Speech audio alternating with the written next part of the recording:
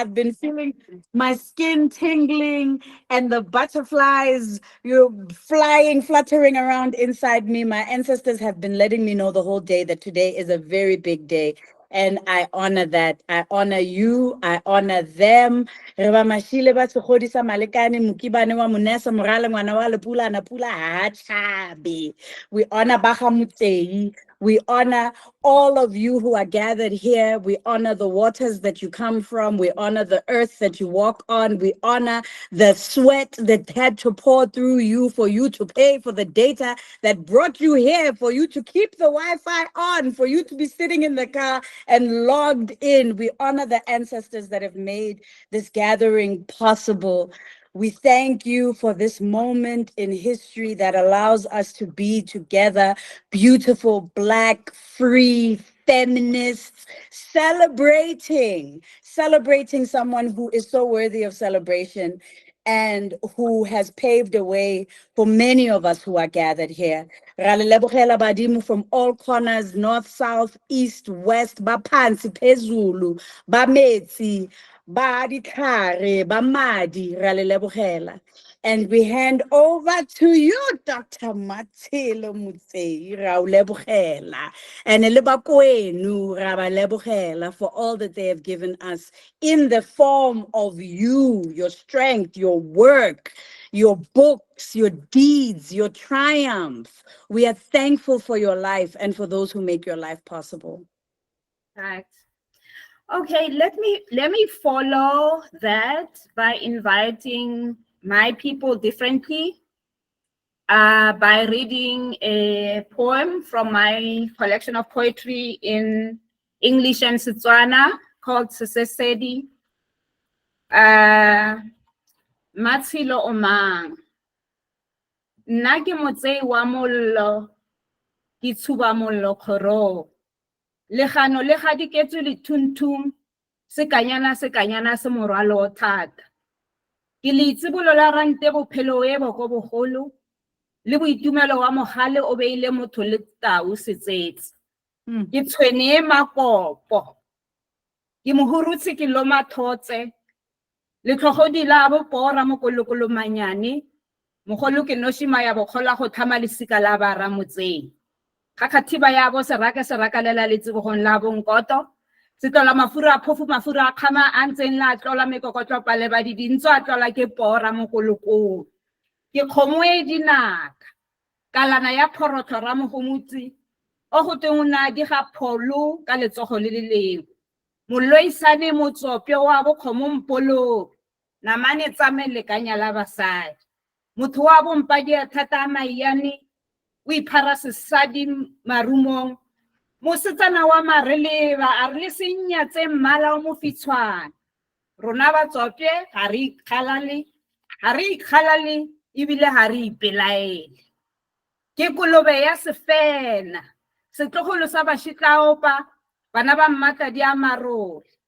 Ke ne ke le tlou, dinaka tsa nkgana ka mela diloganong ka fetoga kolong. Setlogolwana sa monna mogolo mmereki le mosadi mogolo mantsetsa. Bana ba senatla Ramatlhodi. Khudu phologotswana e reng go bona batsumi e hunyetse tlhogo. Ntsha matlho diname Moshitlaopa. O se tsietse ke bonthole o bonthwese. Ke nonyane ke fofa maru. Setlogolwana sa bakone ba Matlalatha. Thaba ya bo Ramaru a Mogoshi, ya bo Lekwala a bo Mmagabo a Mosi. Ke letlhwana la bo Mmamarokolo a Moshate, ke baila go kgwatsha, wa reng go loma ke ntse a ruri. Ke motho wa botlhankga a metlhaba, ke ana nonyane, tlantlagane ya Mogoshi ya Matlala. Batho ba rile ba re fura ba re thaba yesho ga e namelwe, ra e namela ra e fologa ka morago. Mmatshilo o mang? Mmatshilo ga se leina ke le a dingwa. Mosadi mogolo Mmatshilo Moloisane Betsi Motsei setlogolo Matlala senyelo sa matoporo le kgaitsedi motlho. Ga di se ikgantshi sa bonkoto nkhumise le matumo le phelo e bo ko bogolo. Motho wa bo mogobjane ke tletse bankgeli ba ntla ka dithoko ba tshaba ge nka phamola motho ka motsenya bodibeng ba bo serake le nkoto. Ke Motsei, ke tsaya mollo, Mm. Molwetsana ke loisa pitsana. Makala tlatsa difalana. Kadi mothwana. Setshedi tshedi sa morara. Ke tshilo ke a sila. Yes. Oh, hi. Yes. So basically this poem acknowledges all my paternal and maternal ancestors, Mm. all sides. So when I read this, it's an equivalent of all protocols observed. And there, like, where now? That's your GPS. That's your That's your barcoded ID. Maybe you know what? Let's start there before we even get to the graduation. For you to be so grounded and clear in who you are, who instilled this in you? Where was this knowledge of self fed? How did your background shape who you are? I think it started before I was conceived. It's one of the agreements that I possibly made in this lifetime, that this is what I'm going to do in this lifetime. I'm going to be rooted in whatever culture I'm born into. Because I could have chosen to be born into a culture in Hungary or Czechoslovakia or, China. But I chose to be born in Africa, Yes. and be rooted in Setswana and other cultures that my lineages come from. And I always say that I can't claim that I'm 100% this, because I have no idea who my ancestors met, in their journeys, Mm. who they had sex with, who they made babies with. I have no idea, the fullness of the DNA that is running through my veins. So this was conceived before my conception. And I chose two amazing parents to come through. My father, who passed in 2014, Mm. Lebo, Motsei, who was the best dad ever. And I think being a Black woman who's also raised by a loving Black man adds to that. You kind of get rooted. And my mother is a lioness. And interestingly, she grew up in Lady Selborne. She's a township girl, Oh and wow. she was married by a village country boy. And the story is, when my father saw my mother the first time, he knew. He said that he knew that this was going to be the mother of my children. But my Wow. mother had to juta her, juta her by telling a lie that he's from Sophiata, when in fact he's from Khomukhom, you know. Um, so my mother came in, the child of the Gladys, very, she's smart. I often think that had my mother grew during that time, our time, where we write, we are free to become creatives. Yes. I think my mother would be at that level. So Wow. her role is, she's an archivist. She writes down everything. Mm. She documents the family trees. She knows kind of generations of our people. Mm. So being raised by both my father and my mother has been kind of something that helped to cement me. Then the additional thing is my aunt, who is commonly referred to as Memoroma.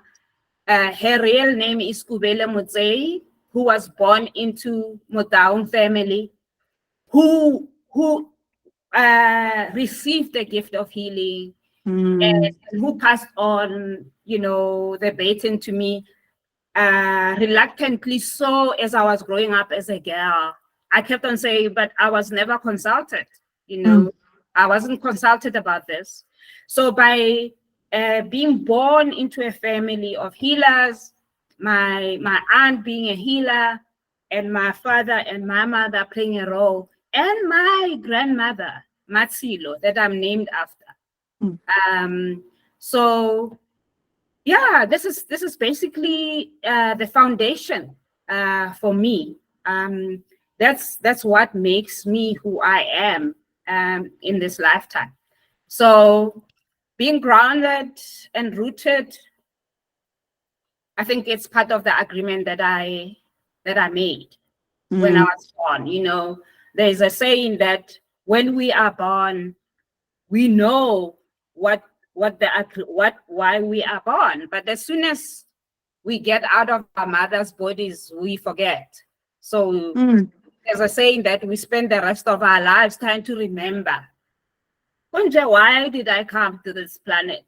You know? Um, so I was lucky to be born into a family that reminds me, even when they don't tell me, but by virtue of how, what they teach me. I was lucky to be born into that family that is a constant reminder as this is the agreement that you made when you were born. Oh, that's beautiful. It's quite idyllic actually. It's you got such wonderful elements from our cultures, many of which are things that were denied to some people, in the same era.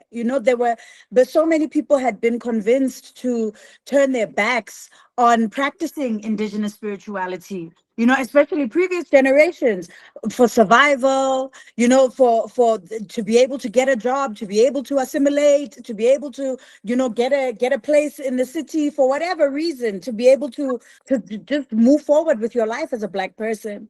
So to get that kind of grounding at that time is incredible, and it makes sense that this has informed the direction that your life has taken, and also what we are celebrating today. Apart from your graduation, which we are still going to come back to, we are celebrating the birth of Africa Ikalafe Pluriversity. I love that name. Please, Yeah. can you break down the name? Um, it's easy. If university is one way of knowing. The philosophical underpinnings of a university originate from the premise that knowledge comes from the West. Yes. Um, and therefore, even though that's changing now, there's not much that we learn in universities that reinforces the greatness and the beauty of who we are. Mm, And in fact, what university does sometimes, it becomes instrumental in making us disregard our knowledges, and look mhm, down upon our knowledges.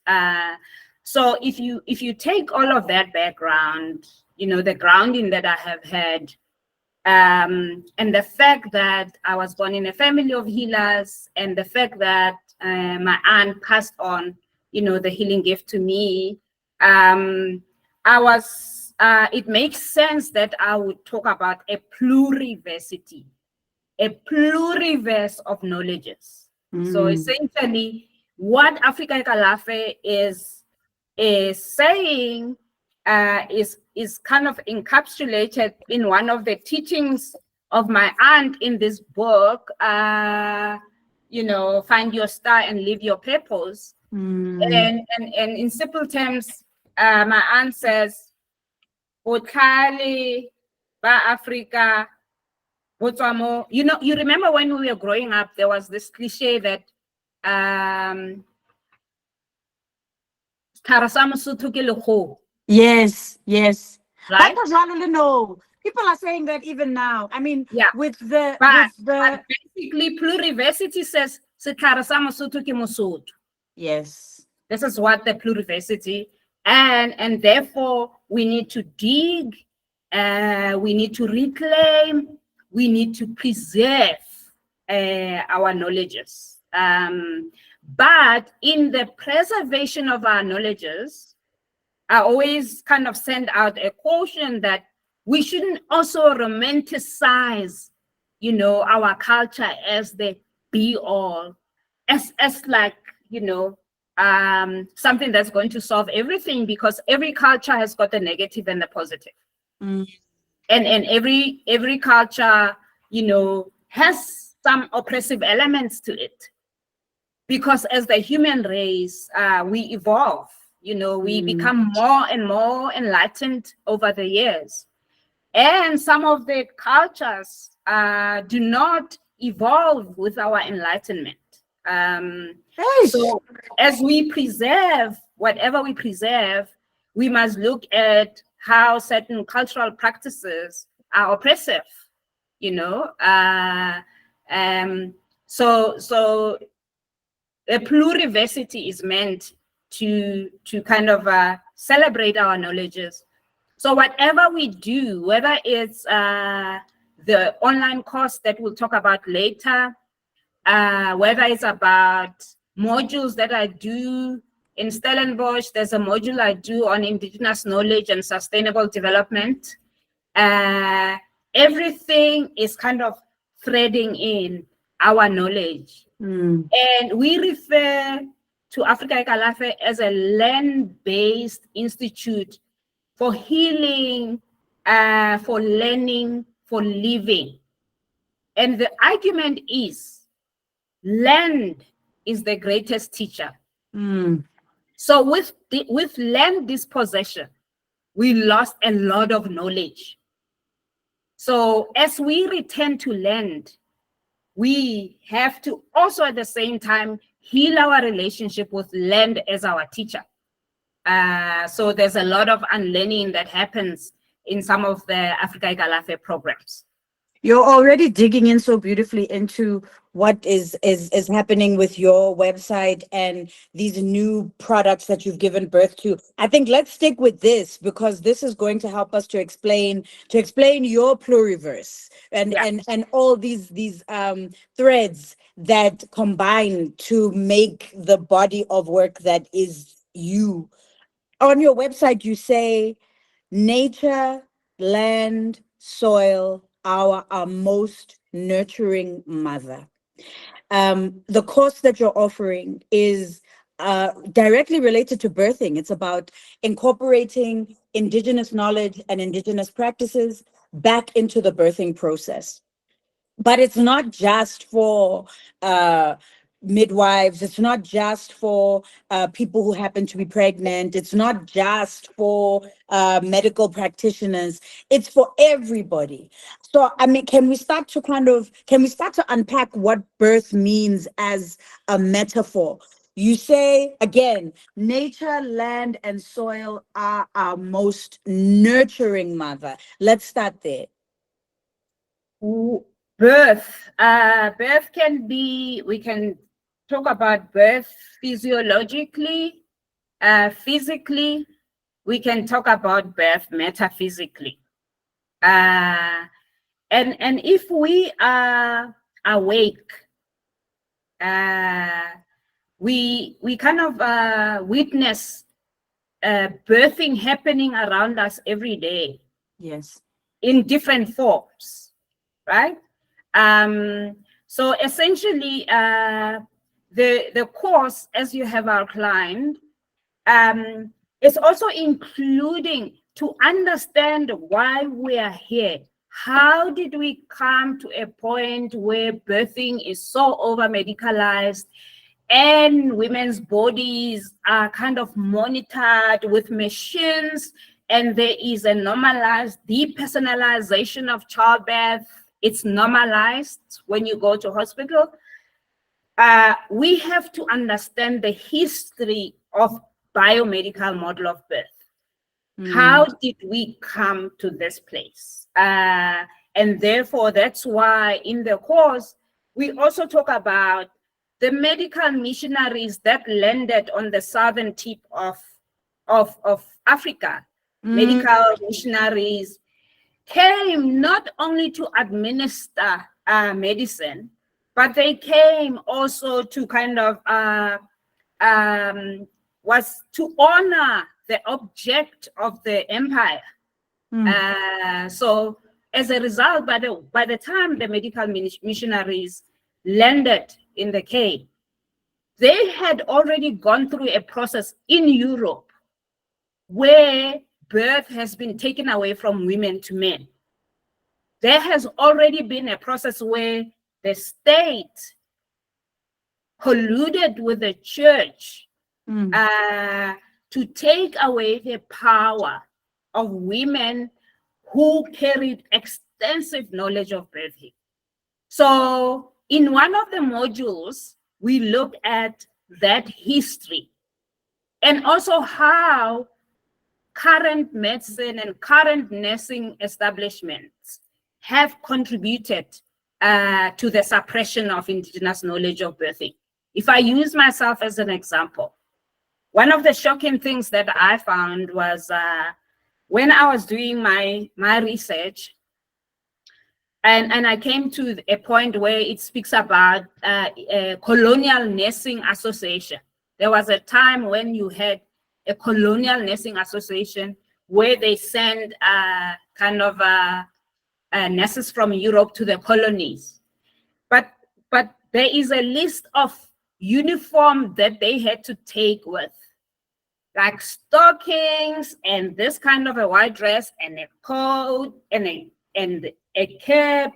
And when I read through that, I realized that when I did my midwifery, my nursing and midwifery, that's exactly what I was wearing. Oh my word. Without knowing where this is coming from. Hundreds of years later. Yes. Wow. Hundreds of years later. And then I was like just shocked. And there's a social anthropologist called Davis Floyd who speaks about young women taken from their communities. Let's say this young woman is me. I grew up in a village and in a township. Then I go and do nursing. By that time, I'm still young enough. So my brain is like a sponge. I just absorb everything, you know. And I always look back and says, I probably, as a midwife at that time, I probably spoke negatively to the gogos who came with their daughters to give birth. Sure. Because I was trained to collude with a nation of Western knowledge being superior and authoritative. And this is what the medical establishment does and the nursing establishment does. There is no, it's changing though. There's very little in the curriculum around indigenous medicine and indigenous nursing processes.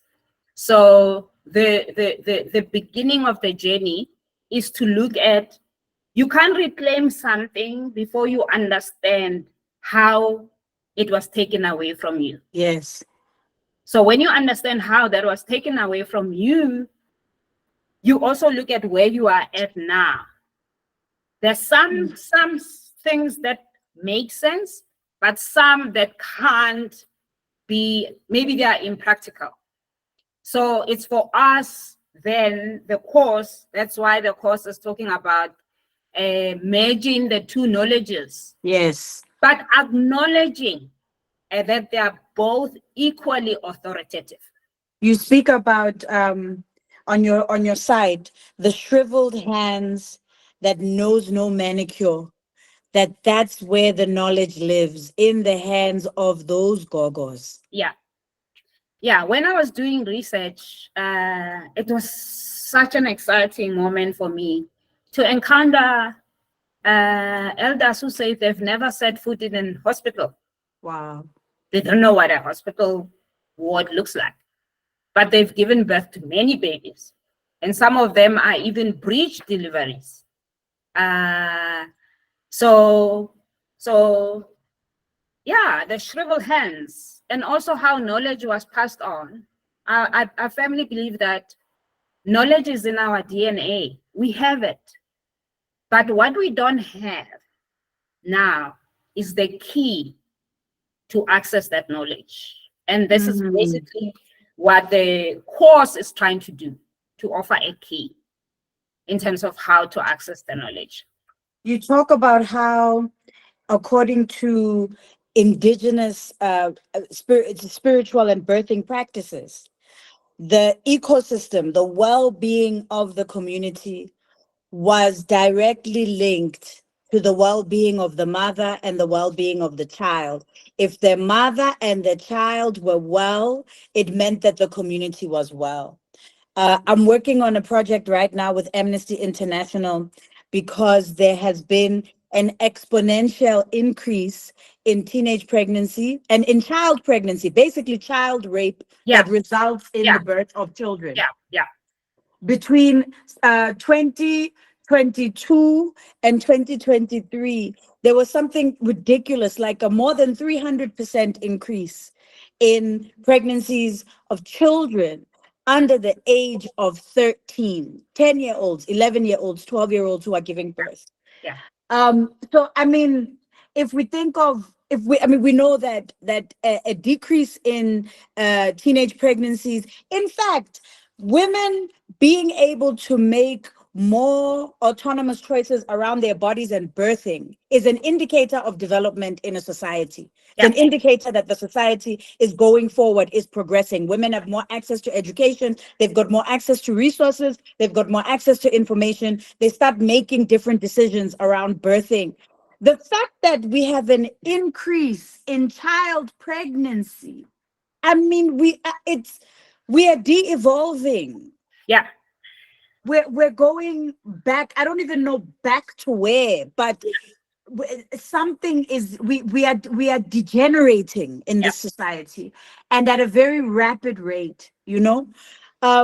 So back to the point of the ecosystem is dependent on the well-being of the mother and the child, and right now the mother and the child are aware. What is the health status of the mother and the child right now? yeah. Obviously, within the medical model, uh, the health of the mother and the child is limited to the physical health Yes. because Western medicine defines kind of limited, even though the WHO definition of health is talking about emotional and psychological and spiritual health. But in practice, the medical system is not structured in such a way that it includes emotional, mental, spiritual health. Mm. So, if you ask me that question, I would say that even in a place where the maternal mortality meaning that the number of mothers who die during childbirth, Mm. or the infant mortality rate, even in a place where the maternal mortality rate and the infant mortality rate are low, you can't argue that those people are healthy if there is no cultural safety. Uh, Yes. the one example I can give you, one of the women that I interviewed said that when she was in hospital, nurses were very nice and kind to her. They explained everything, everything that they're doing. But she said, I felt lost because the culture of birthing in hospital is foreign to me. So Mm. if you ask her, then she will say, I didn't feel safe. So my cultural and spiritual health was compromised because Absolutely.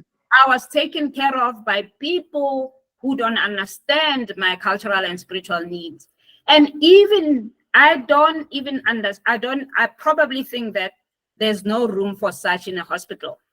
I Imagine had if oh, the sorry. midwives could ask on an intake form, how can I best meet your spiritual needs Mm. to a woman who's about to give birth? Imagine this question being asked, and imagine women knowing that there's room for that, in their care. So the health, therefore, is limited, and it's especially because it's defined within the narrow Western medical model. Absolutely. Birth is a commodity. It's a supply chain, you know. Birth is and when I gave birth to I had cesareans with both of my children because I'm the type of person who doesn't dilate. So maybe 200 years ago I would have been someone who died in childbirth. So I'm thankful that cesareans exist. But the pressure that I felt to get on the pipeline of having a Caesar, you Yeah, know, and I'm trying, and I mean, this is private healthcare. Even the pressure that I felt from my peers, from other women, professional women, who were like, "What do you mean you want to do natural birth? That cuckoo must render other services. You want to push a baby." A Caesar is seen as a status symbol. And then when I was doing Great Expectations, I presented a pregnancy and parenting show for 5 years. And I got to speak to a lot of midwives and speak to a lot of experts in the field of early child development, medicine, birthing, gynecology. It was a wonderful experience. One of the alarming things that I learned is that cesarean births, we have one of the highest percentages of yeah, rates of cesarean birth in the yeah. world. And a It's us cesarean. and Brazil. Yes, the BRICS countries. Yeah, It's us, it's Brazil, Russia, Dubai, Saudi Arabia, these middle developing economies that are where the cesarean is sold to us as kind of like a status symbol, as a high-tech birth, an iPhone birth, you know? right. I want to come back. I come back to a quote where from your site where you say, giving birth to a physically healthy baby in an environment that contributes to killing of knowledge of the baby's customs, of the baby's ancestors, is culturally unsafe. Yeah. This is basically what I said earlier about imagine going to a hospital at a maternity and being asked there's a question in the intact form, how can I best meet your cultural and spiritual needs? Mm. But midwives can't ask that question because they are not trained to meet those needs. And that is basically what the course is about. This online course is about. It's trying to answer that question. In the end, we'll be able to say, how can we humanize childbirth to a point that we can meet all these needs? And I mean, there's a obstetrician, a French obstetrician, Michel Odent, who says, if you want to change the world, you must change the way babies are born. Yes. And that's essentially my thing. Um, Birth, women's bodies, babies are the last, in terms of priority. Yes. Every government has got a huge budget for the Department of Military or Defense or Lebo. whatever, and the lowest is for women's health. The lowest is for children as well, and that is an indication for us, for me, in terms of how far removed we are. We talk about the phrase, it takes a village to raise a child, but the village is sick, Mm. right? The village is carrying intergenerational traumas. The village is depressed. The The village village is is mentally stressed, ill. the village is struggling. The village has black tags. The village is Yeah, and poor. how is the village going to be able to raise this child? Mm, Because the village itself needs parenting. Uh, mm. you know, the village itself needs parenting. So those are some of the challenges that we are facing.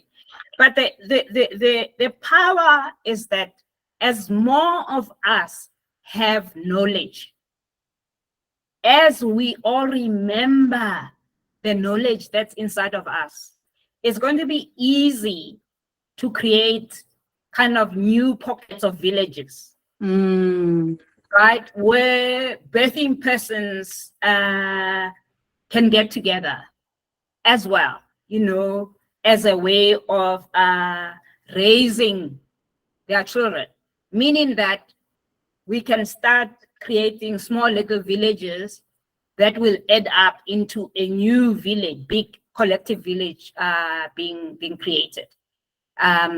Once we remember the knowledge, but also once we create space for healing. You said earlier that there's a rise of child pregnancy. I think we shouldn't even say that. We It's should say rape. that there's a rise of rape, There's a rise of child rape. right? There's a rise of child rape. Absolutely. And when there's a rise of child rape, what it means is that we have loads and loads and ways of intergenerational trauma. The 10-year-old mother who's giving birth today has got ancestors before her, and the people kind of in African spirituality, we talk about the departed, the living, and the unborn. The departed need healing. The living need healing. The unborn, therefore, need healing. So, yeah, child rape. Every time I hear about it, I think about that cycle. How we are continuously contributing to the trauma that we pass on to the unborn. The things that you are saying are resonating with the audience. I see Tumelo Mureri saying they are traumatizing our wombs, indeed. Yeah. And Anisha says, that the village needs parenting. I mean, that we can unpack, spend the whole night unpacking that. The issues that come out of the work that you are doing, just conceptually, from wombs to parenting to childhood to birthing, these are triggering issues for many people. Yeah. Whether you are a parent, whether you have given birth or haven't given birth, whether you self-identify as a woman or a mother or not, um, the benefits, or the benefits of going into unpacking the trauma of your womb and of your lineage. For somebody who has not embarked on that work, who is terrified of it because the trauma is too big, how do you explain to someone that the necessity of this work? How I go about it is I would start off by giving out an invitation to reflect on our childhood conditioning. As girls, as boys, as queer, what shaped our view of ourselves, the messages that we have been told when we were growing up. And messages could be about your body, it could be about your behavior, it could be about the games you play, it could be about your manner of dress, all those things.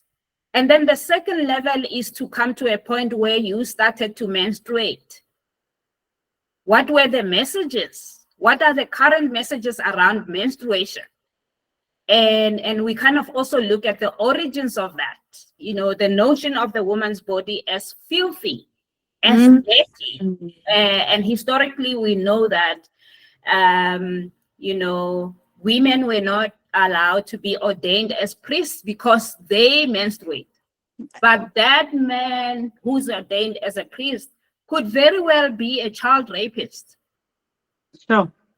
But because he's a man, then it's okay for him to be ordained as a priest. So we look at childhood conditioning, we look at some of the rites of passage, as I have said, menstruation, I mean, another rite of passage. how do you feel about the cultural practice? Because there are some healers who say that they don't want to consult with a menstruating woman, or that you shouldn't perform certain ritualistic functions while you are menstruating. How do you feel about that? It depends on the ritual. Okay. My view is that it will depend on the specific ritual. Okay. There are some ritual that works best when you are menstruating. Why? Why? Wow. Such Because you as? are directly connected, to the stress. So you can download things easily. You are connected. And that's why there used to be, in the past, there would be, I can't remember the names that they called them. When you are menstruating, you would go in the wild and hang out with other women who are menstruating, Yes. right? And if the Kosi, the king, wants advice, the best people to go and seek advice, menstrual hearts, yes. The Menstrual best people hearts. you would go and seek advice from would be the occupants of the menstrual hearts, because they are directly connected. And yes, the shame that we carry around menstruation. I always wanted to do a a piece called "Is That Blood on Your Skirt?" Oof. Right? Triggering. Yeah, Yo, Bantu. That's like the yeah, worst. To yeah, be found with your menstrual blood showing yeah, out during the yeah, people, as if half of the population has not experienced the same thing. yeah, yeah. Yeah, so there's all of those levels that we are engaging in.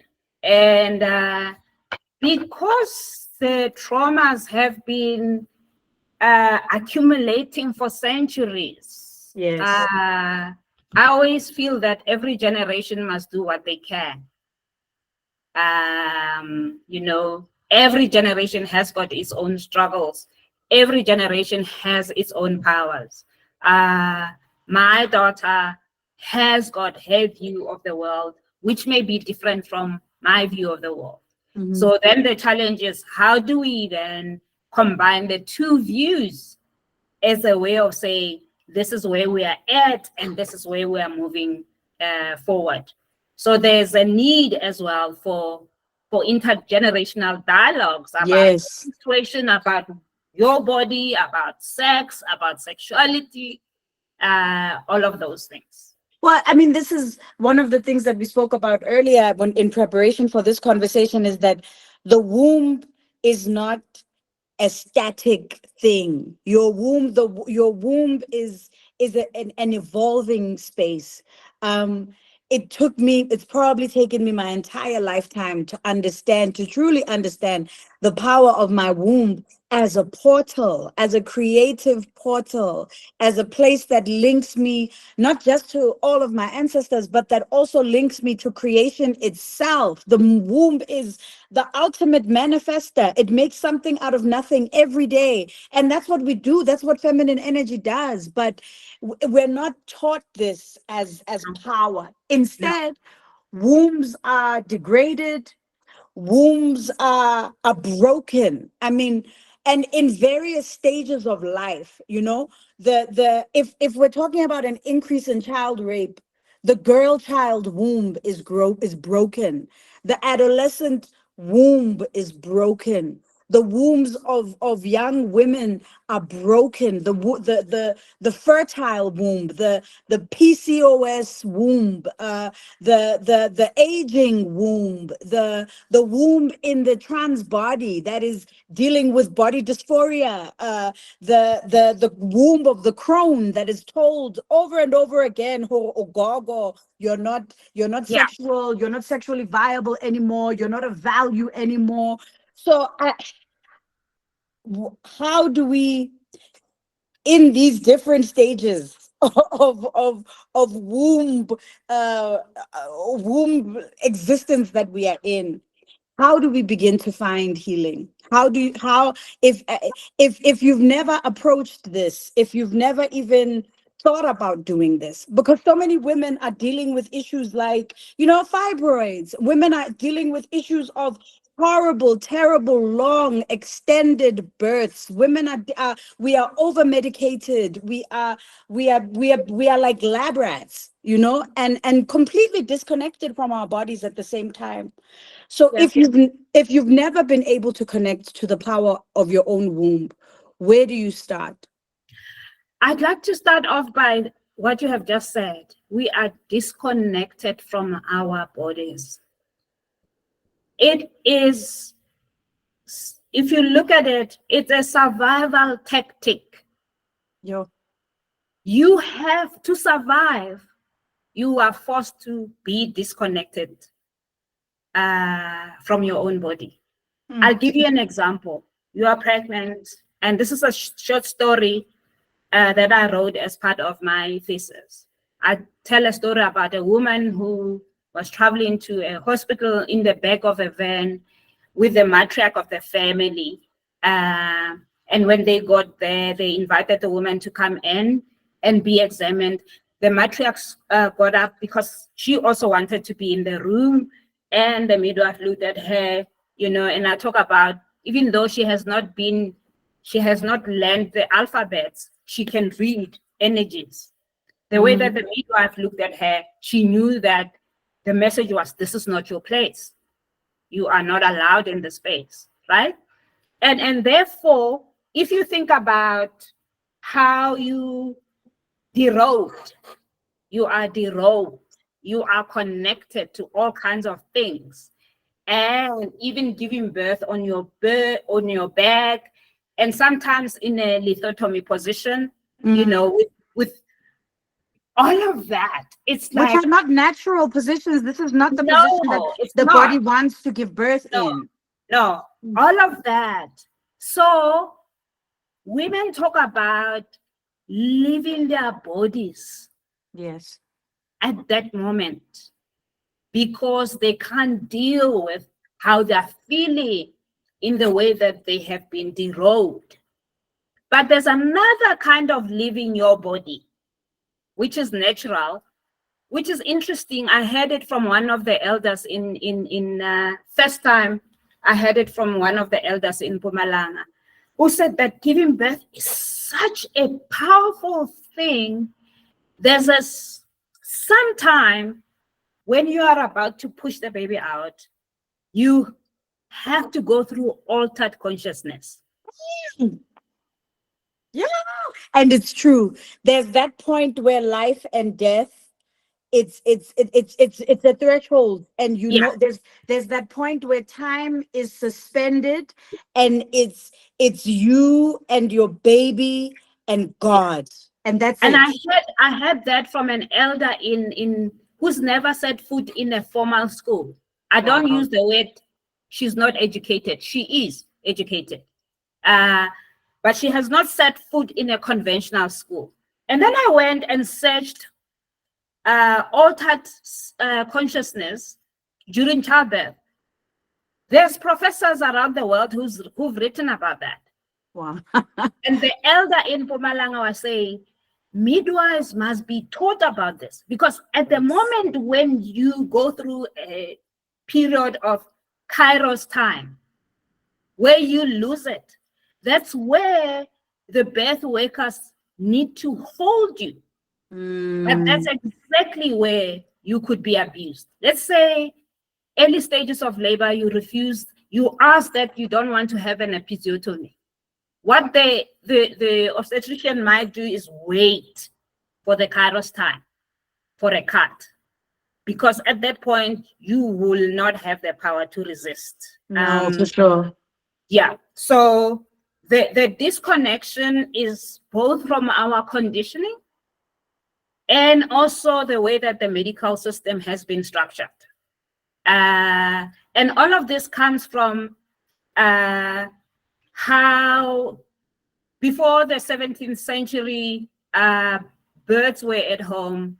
And from Mm. like the late 17th century, when they cut introduced like the separation between the body and the mind and the soul, that's the time when pregnancy was described as pathological or a medical condition, and then a woman's body was like a defective machine.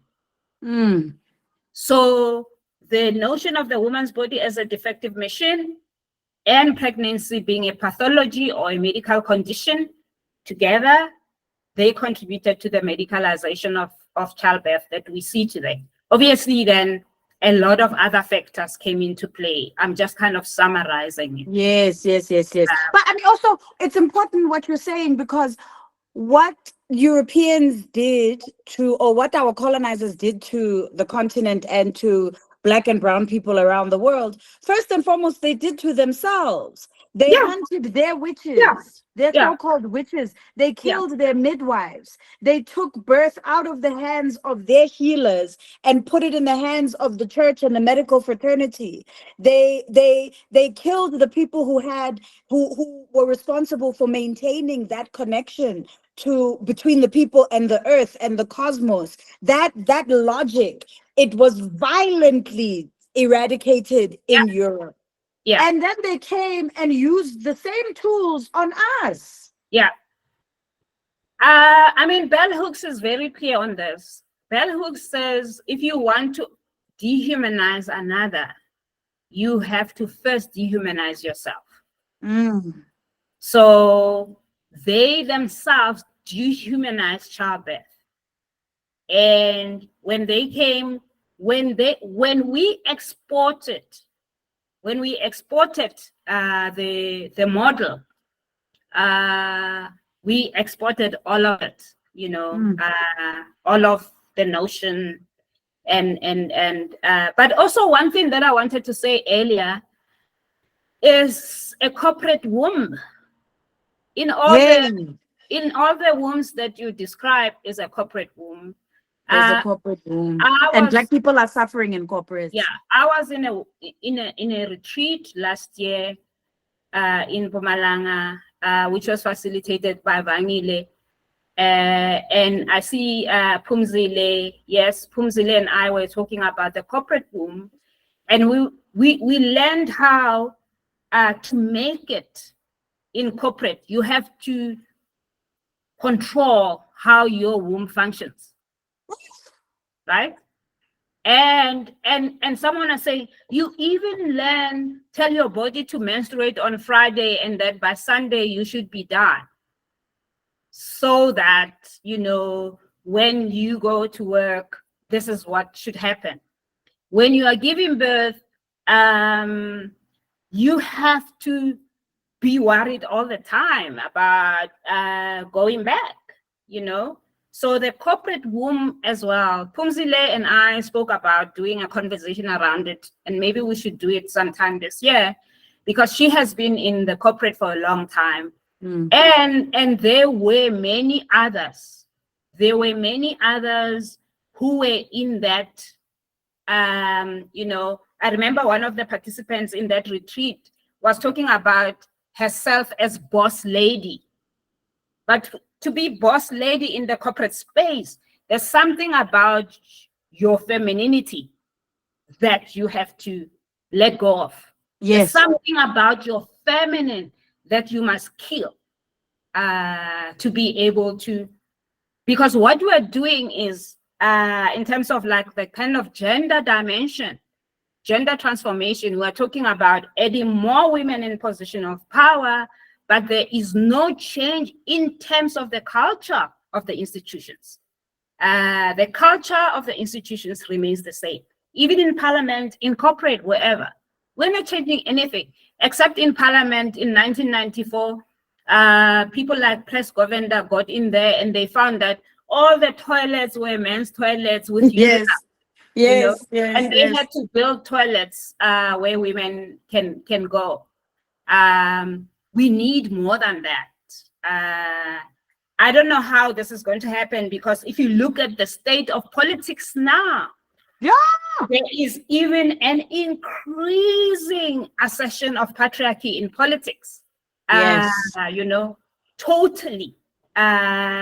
increasing violent reintroduction of patriarchy in politics. Mhm. So I have no idea how we're going to deal with that. And I'm No, sure we're gonna deal. We there are got to women deal with who are it waiting because in the street.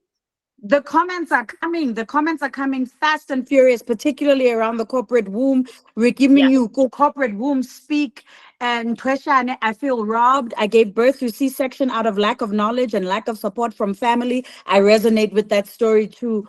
Humulemo says, so true. The corporate story, so true. Pumzile says, oh yes, the corporate womb. Botsang says, endometriosis, my womb and corporate space is painful. Pumzile Njoko, referring to, I think the witch hunts in Europe, and she says absolutely they were cruel to themselves first. Tebogo Buntu says giving birth is not painful. Conditioning of women's bodies is the ones that is painful.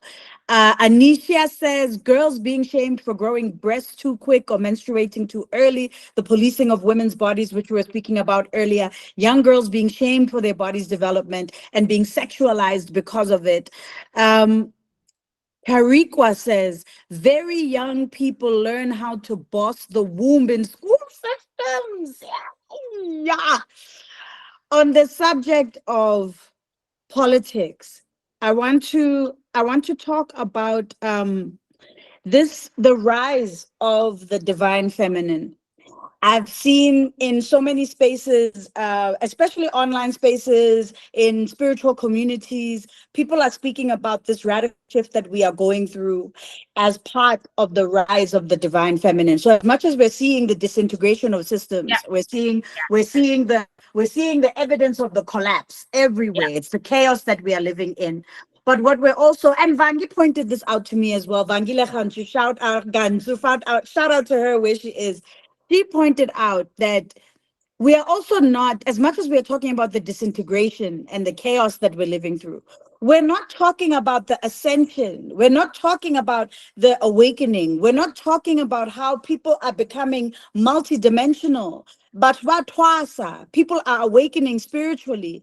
And there's a centering of the divine feminine that is happening. Yeah. I'd like to get your take on this before we dive into the political and talk about your Phoenix moment. But what is your take on this collapse versus ascension and the rise of the divine feminine? Yeah, I like the phrase that you are using, evidence of the collapse, right? I'd like Mm, us to ponder over that a little bit, like evidence. We're going through evidence of the collapse. mm, Marianne Williamson will say it's up to you to choose which side of this. Like, is the world a hostile place or is the world a nurturing place? mm, Uh, Once you have made that choice, I think what women and queer people are doing is working on themselves, yes. which means, and I like what you have said, so that we should be aware that the transitioning is happening. Mm, The transition is happening. And universe does not allow space for vacuum. So those of us who are aware of what is happening and who are aware that we are called to become, the vanguards of divine feminine, when the moment comes, there should be there shouldn't be a vacuum like mm. in 1994 in South Africa, because the women who ended up in parliament were leaders in civil society. And as soon as they moved to parliament, there was a kind of a vacuum in terms of women's leadership in civil society. Oh. So our awareness, therefore, now, it means that in whatever we do, we should create streams of leadership. streams of feminine leadership. I mean, I run a leadership program called She Elephant Leadership. Um, our perception of power uh, that we know now is power over, and we have to change that perception. Uh, it should be power with. I kind of crafted the notion of she elephant leadership when I was looking at the herd of elephants in Kruger Park. Kruger Park, there was this matriarch who was crossing the road, like ears flapping and making runs and like saying to the Homo sapiens in their cars, don't even think about it. You just stay there, right? And then there were other matriarchs on the side, and there were matriarchs at the back whose responsibility Mm. was to make sure that everyone has crossed.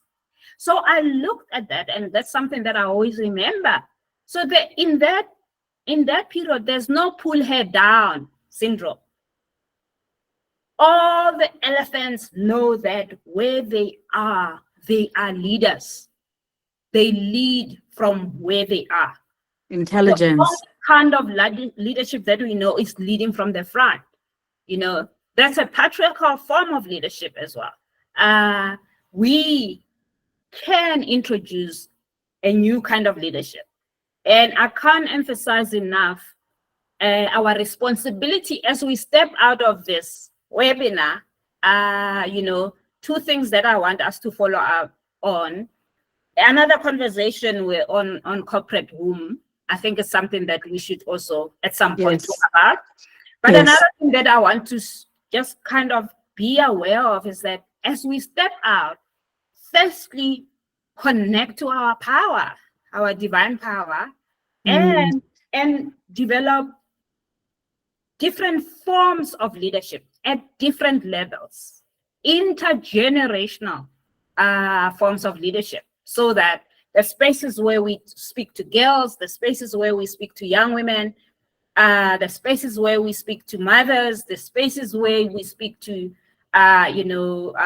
older women, and the spaces where you speak to elders like us, right?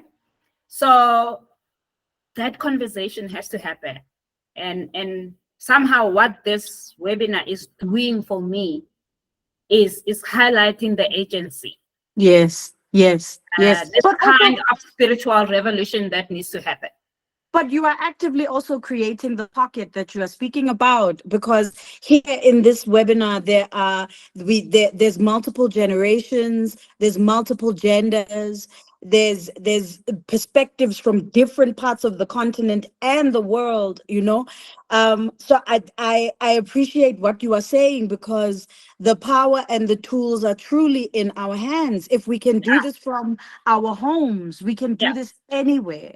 yeah, I want to, before I open up to the audience, I'd like to talk about this Phoenix moment, and just go into what you mean to me. I mean, we have double the amount of people in the room that we had when we started. So thank you everybody who's joined along the way. Thank you everyone who's with us. We are celebrating tonight the inimitable Dr. Mmatshilo Motsei, fresh on the heels of the conferring of her doctorate degree. Her graduation was just a couple of days ago, and she is giving birth now to the Africa Ikalafe Pluriversity, and the 6 month 14 webinars. 14 Yeah, webinars.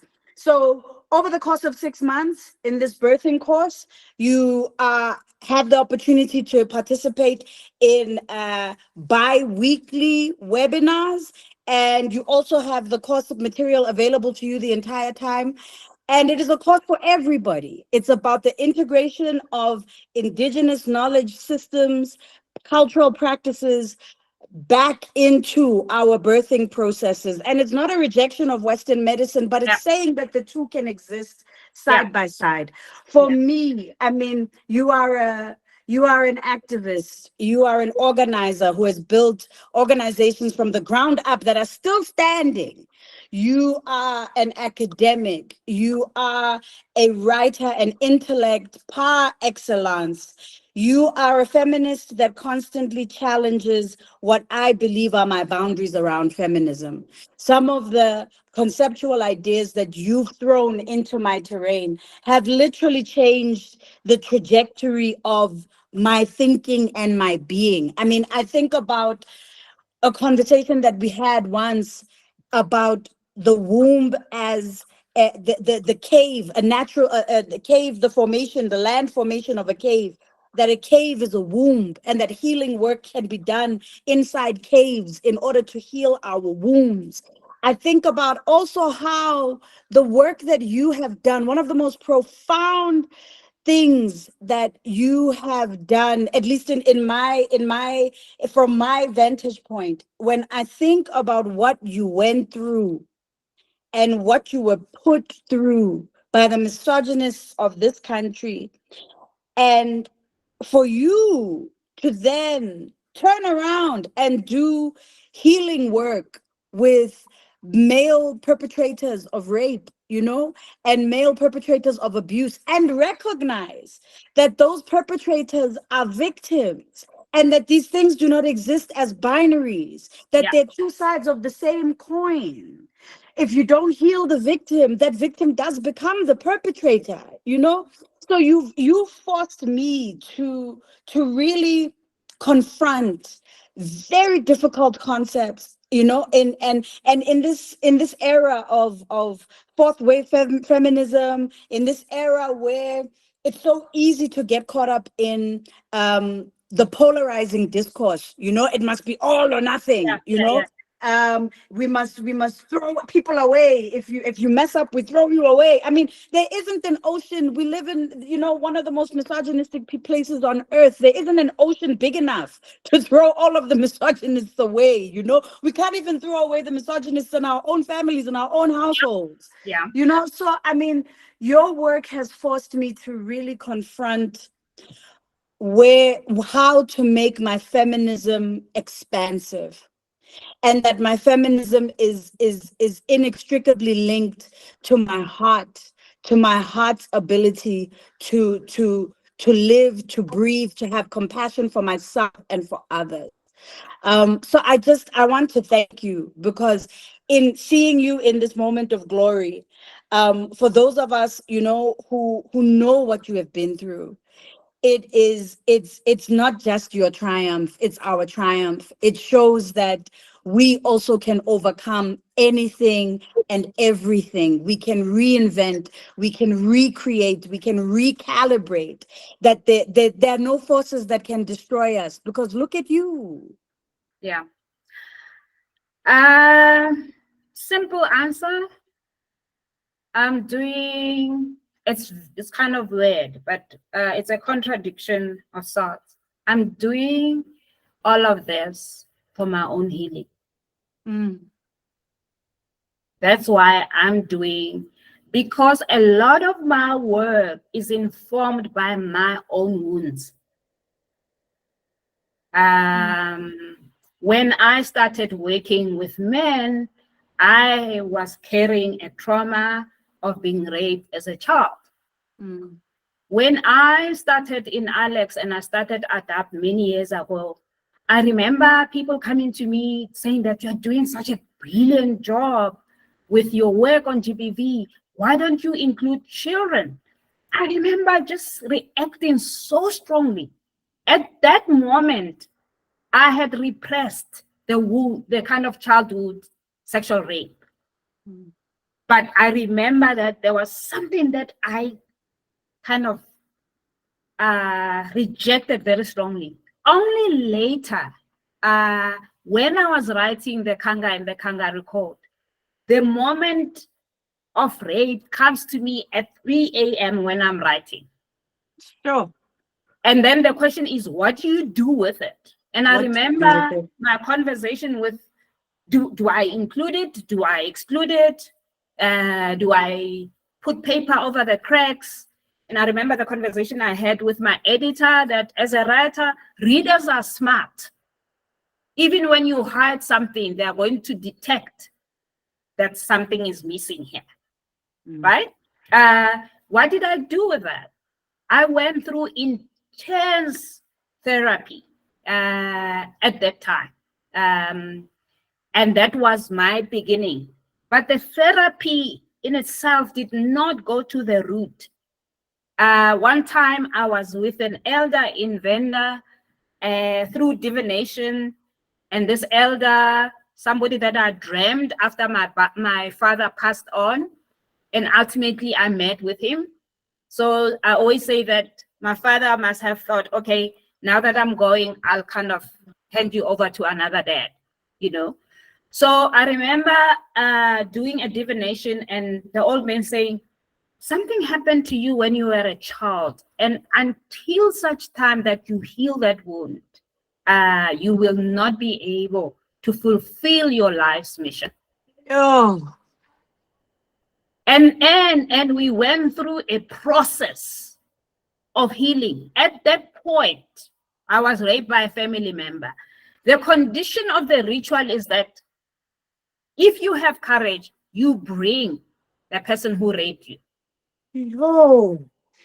Because the ritual has to involve both of you. But I couldn't do that.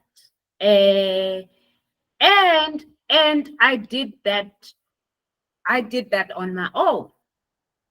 And years later, after I almost said my rapist. We should be careful of the language that we use. My rapist is problematic. I'm owning a rapist, you know. So I almost said Mm. that. Years later, when this relative who had raped me, after he passed on, that was the time when I could engage him in spirit.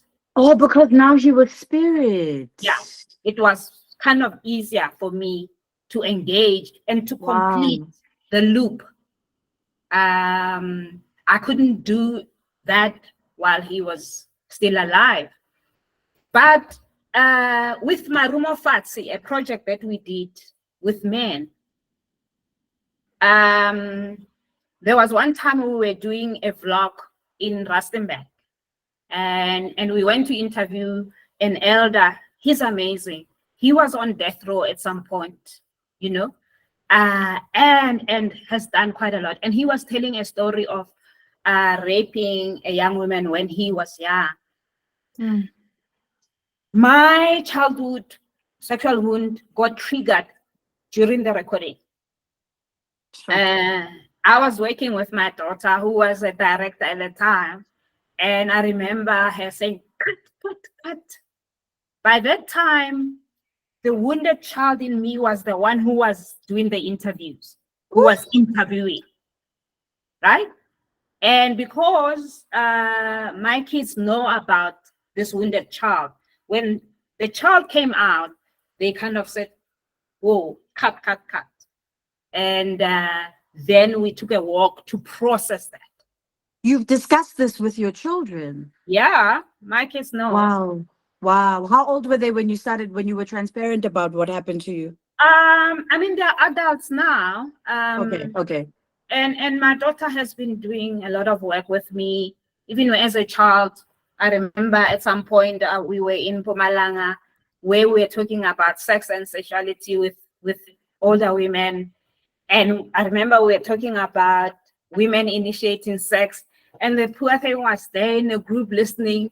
And when we were driving home, she says, Yo, Ma, it was so embarrassing, you know.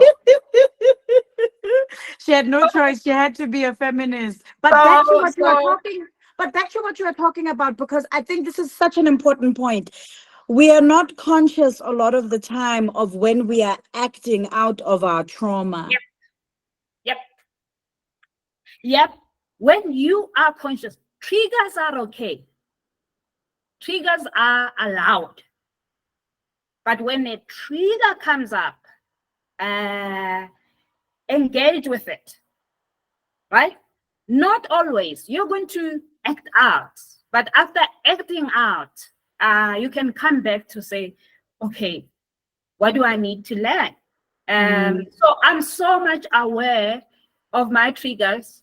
And even before I act out, if you're around me, I'm going to tell you that, okay, I'm on trigger mode now. So anything may come out, right? I'm on trigger mode.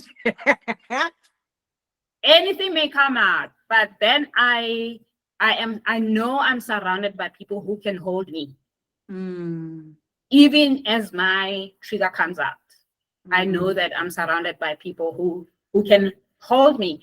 But I want to come to that point about shoot, time is flying. My God, Time is flying, but it's I great. I want to come back to the point about the cave. Yes. The cave as the womb of the earth. I've always been fascinated by caves. In African spirituality of childbirth, there are some preconception rituals. Maybe you are a young bride, you have not yet conceived, and you could go through a ritual of inviting a soul to come through you Wow. long before you conceive. So some of those rituals are done in caves. The elders go with you into a cave. If there's no cave nearby, you could use an ant hill, because an ant hill is a repository This of also. ancient knowledge. So the cave is something that has always fascinated me. I mean, there's some people who know that I've always run a program called Conversations with My Womb. Mm. And I'm planning another retreat in August Mm. on Conversations with My Womb, which is basically going to be the end of the retreat would be drumming in a cave in Pumalanga. So we end the Conversations with My Womb retreat in a cave. We go back into the womb, so to speak, Mm. to remember who we are, you know, as powerful beings, and to heal our relationship with power, uh, Mm. and to embody it, you know, without feeling that we should reduce our light, embody it. So the cave is always a place to go to, for me at least. I remember at some point with my kids, we went into a cave in Downskull, in the Northern Cape. It's a scary, scary kind of cave, and it's got a river, you know. There I was, gung ho. I was the one who was leading the pack into the cave. Dark. I mean, by the time I came out as quick, and they laughed. They said, when I came out, I was even speaking English, saying, I'm not going in there. You know? So the coconut in me probably came out and said, no way, I'm going there. And the elder who was there, Mekirileng, may his soul rest in peace, very soft-spoken, says, Mmatshilo, you can't be driving all the way from where you come from and not be in the cave. So I had to just be strong enough to a point of even getting in the water that's inside the cave. So just to honor Mother Earth in one Mm. or the other. The sad thing for me that I must mention is that most of us healers who go into nature to do rituals, we leave our trash there. Yeah, Nkarera about We that. leave That our trash there. It's yeah. just disgusting. I have Bujwala, di It's disgusting. mabotolo, di Well, you know, kerese, yonkinto. everything, everything. I would always say, if we are going to do rituals in nature, we should carry a trash bag with us. Yes. Whatever we use or whatever we find there, we take. How do we claim to honor Mother Earth when we trash, Mother Earth like this? Oh, you're touching people, Cindy Dibete are dead chickens. Please. And you have touched the people with I'm on trigger mode. I think that is going to be, people are going to start using that. And Trisha says she wants it on a mug. Umong Khomotso are, she wants it on a t-shirt. Yeah. I'm on trigger mode. Before I turn over to the audience and open up the floor for questions, because I know you have a lot that you want to say. And thank you so much for all of the wonderful things that you are sharing in the chat. And thank you for staying with us. I'm amazed that we have so many people in this group at this time. This is Pella, this is peak hour, and you are with us in this incredible forum. I'm so grateful. Before I hand over to the audience and open up, I'd like to talk to you about what I really feel was a moment like, the when you published Kanga and the Kangaroo Court, and it's not your only book. You've done so many beautiful books. You've written books about your journey into spirituality. You've written books that are about political commentary that link, your observations as a cultural practitioner, as a spiritual practitioner, with your very astute and detailed political mind. So you've written a range of books. You've authored 6 books, and you've written your dissertations. I mean, you're a prolific writer. But the obviously the book that is the stone that made the massive ripple in our country and in your life, certainly more than anyone else's, is Kanga and the Kangaroo Court. When that book was published, I remember, and 17 years ago now. Yeah. Congratulations on that. Yeah. When that book was published, I remember thinking, this is a test for whether we truly have freedom of speech in South Africa. This is a test for whether our Bill of Rights is worth its salt. And of course, we saw with, thank you so much, Tumelo. Tumelo had shared a link to the book published by Jakana, and you can order it there. It's there in the chat for everyone to see. When this book was published, I mean, your life turned inside out. You had your organization, you like the government funding dried up. You were removed from your organization. You had to leave Johannesburg. You went back to the Lalis, went deep into your spiritual practices, and reinvented yourself. I mean, I think that moment was a watershed moment, and it continues to be. When we sometimes I think like trauma is like the way that we think about trauma, or our perspective on trauma, is kind of like how the rings grow around a tree. You go around it, and you go around it, and every time you go around it, as time passes, your perspective on it changes. um History in many ways has proven you right, and continues to prove you right, and to our detriment, actually, because in proving you right, we are witnessing this deterioration, which you named and called, rightly so, and you were punished for it. One of the recurring patterns that I see with you, with so many women who I admire, from you, where na Pregs Govenda, Tenj Wemtin, so Asara Shakur. I mean, you think of a powerful revolutionary, renegade, forward-thinking, healing, enlightened Black woman, and you will inevitably see a human being who is ostracized, who is isolated for being exactly who she is supposed to be on earth. Yeah. So I guess my question is twofold.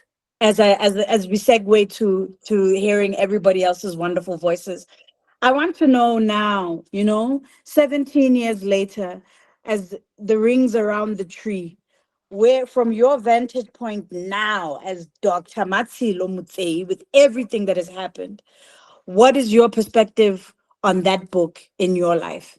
I haven't read it. That's a joke. I haven't. Ever since it was released, it came with a lot of trauma. Sure. So I think the cycle will end when I read it. I glanced through it last week, Yes.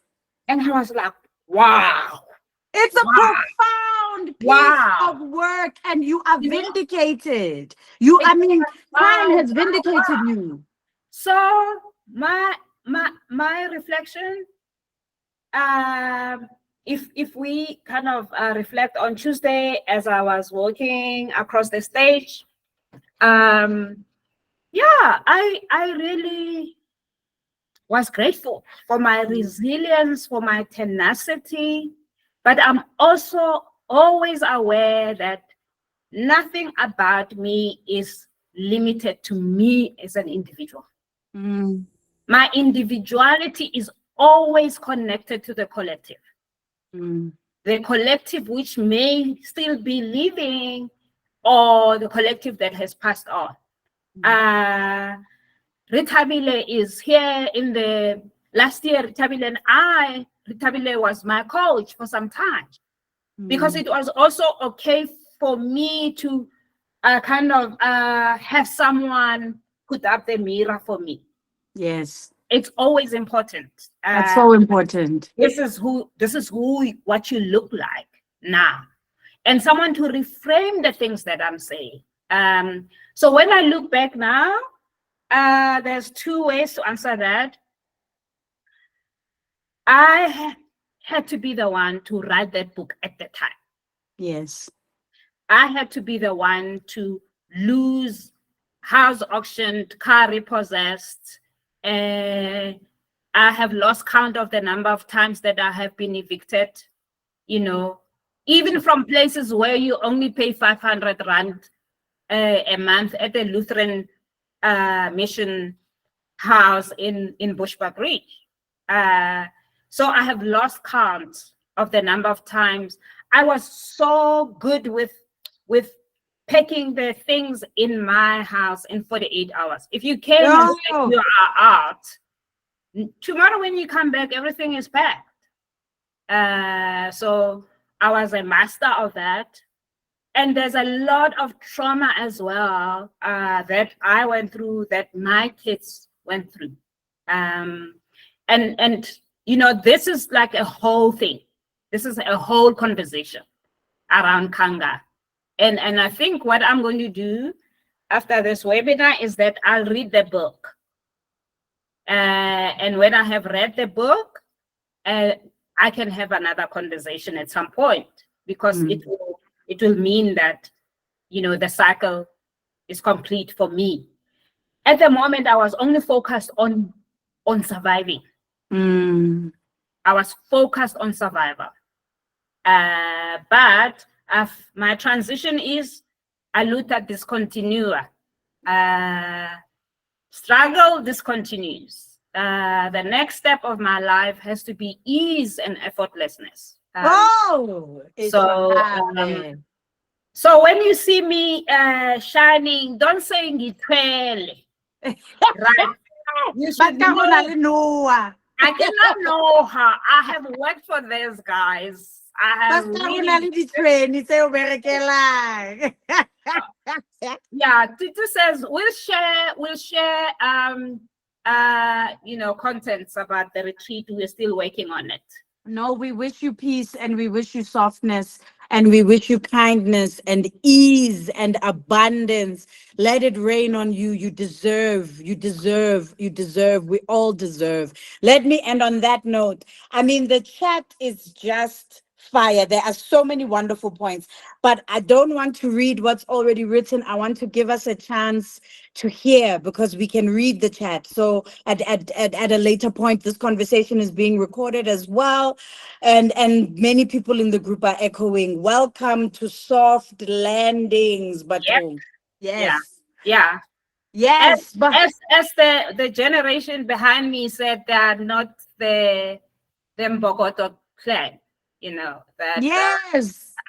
yeah. Yes, Abadikeni, Yeah. Matapa Yeah. for who? Ledre for man. Yeah. Why? I'm a Although now living. I'm Mmatshilo, I'm the mother of the Litlapa. Tsilo is Litlapa. That's Oh, also another. but Tilo is Litlapa, you know. that's a beautiful metaphor, though. But a stone can be so many things. Now it's the poet That's in me true. that's jumping out. It can be Right. many, many, many, many things. And Yeah. even a stone is also vulnerable. I mean, a stone can be broken down by water over time. Of course. Yeah. So ease is about water. So Mm. we should engage more with water. The softness, the power of water. The notion of what is commonly called soft power. Um, I find it amazing. You know, I Mm. it kind of comes. I'm learning to embody it. What I does it feel like? What does that soft power, feminine it energy, it what feels does it feel like? it feels attractive and sexy, and you feel yourself. And when you embody that kind of power, you don't have to prove anything to anyone. You do not have to say to this one, I am powerful, or I'm much more powerful than you. You embody it in a way that herd of elephants carried their power, Mm. as they moved across the road. You embody it in that way. You acknowledge, you feel it inside of you. You feel it, but it's so strong that you also have to revere it. There has to be reverence to it, reverence to this power that you carry inside. I mean, that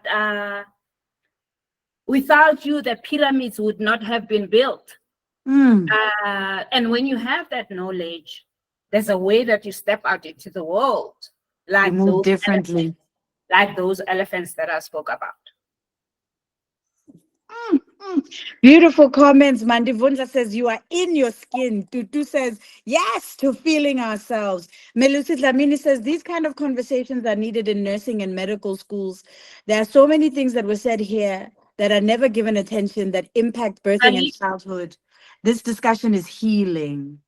I'd like to give an opportunity for people to put your hands up and ask questions. I'm looking at this screen I'm on my phone, on my device. It doesn't allow me to see all 50 individuals who are in the room, but I'll do my best, and maybe with Dumelo's help, to acknowledge the hands that are up and to give you a chance, if you'd like to open your mic and open your camera and ask your question. Or if not, you're welcome to post your question in the chat and I'll happily share it with Dr. Mmatshilo Motsei. How is the group feeling? Okay, good. Goodest. Okay, sharp. So let's see if you can. Oh, Duduzile Masuku raised their hand. Please, your question. Of course, I will be the first one. I I love that. Dumelang, Uyapha. Okay. That means uyapha. Mamela, there's no way I am ever going to pass a chance to say something. I don't have a question. I have a comment. Okay. I have a comment for Dr. Mama. I call her Mama. And my comment is simple. That water thing you speak about, that easiness that you speak about, that community that you speak about, we are here for all of it. I believe that it is the community you spoke about as well. My heart is just so happy. I'm like, yes, there is no way you can do anything alone. We need each other. And this space is also proving that for me. So this has been so wonderful. And I just wanted to give thanks and gratitude and be like that community, that water, that easiness. Ooh, I'm here for all of it. Thank you. Thank you so much. Thank you so much. Okunsola says, this fed my soul deeply. Polite Chauke says, soft life upon you. Tumelo Mutaung has given us a link to the Indigenous Midwifery Retreat. You can fill in the form, it's in the chat. So when that comes up, you will be made aware. I think we have a question from Malebo. I see Malebo. After that, I see Mukhachi. And then there's two more, but they disappeared. Ntweshane. There's Ntweshane. Okay, and Twisa. Okay, yes. Let's go. Let's go. My Hello, everyone. hello, Hi. hello, and hello to your person there. Hello. I have a person. Me and God created something here. I love that. 5 months later. Re a leboga. Greetings, Dr. Mmatshilo Motsei, and hello, Lebogang Mashile. Thank you so much for this session. It has really revitalized me. The question that I have is, when you're going through the storm and the fire, it's easy to exist in this world of chaos and this world when things are happening around.